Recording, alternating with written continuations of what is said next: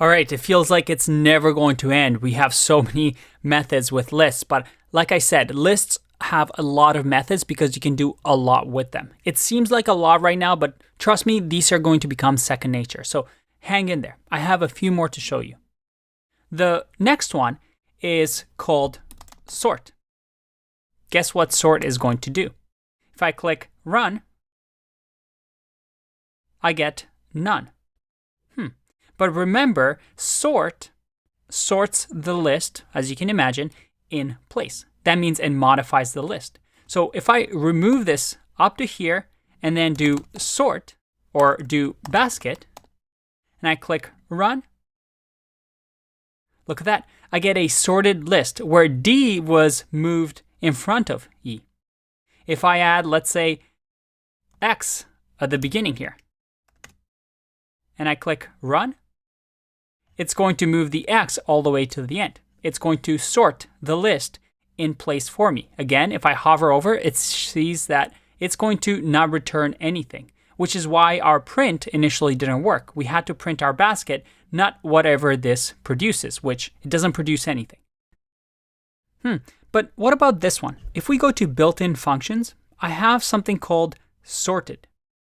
And if I do sorted, and because it's a function, not a method, I can do sorted dot or basket. So around the brackets, just like print. If I run this, all right, nothing has changed. But what if I remove this and put it in here? If I click run, I get A, B, C, D, D, E, X. What if I comment this out? So that we're not sorting it anymore. We just have the basket and then we run this sorted function. If I run, did you see that? Sorted, I know it's confusing. Why do they even have two? But sorted produces a new array. So if I do print basket here and I click run,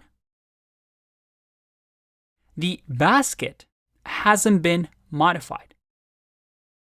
The basket still remains the same. It's this one over here that's not sorted.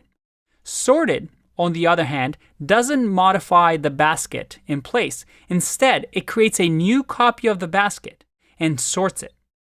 It's almost as if we're doing this. We're saying new basket equals basket, and then we're going to copy that basket. Remember, list slicing. And then we're performing new basket dot sort on this new list. So that if I do new basket and I click run, we get the same thing. So you have to be careful of certain actions that perform an action in place or create a completely new list to begin with.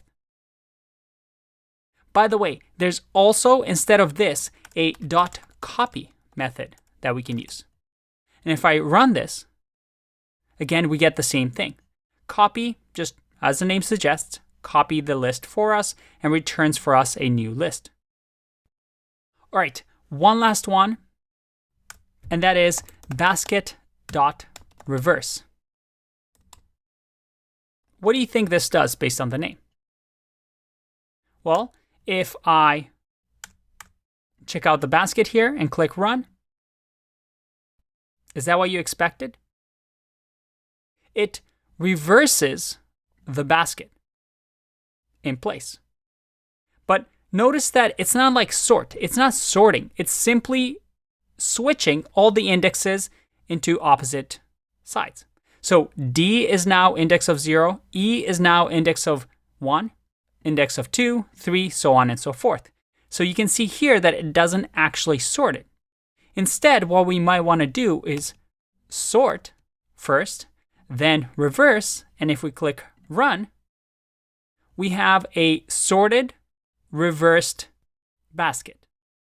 This is a little tricky one that some interviewers might ask. All right, good job getting this far. We're almost done with lists. So I'll see you in the next video. Bye-bye.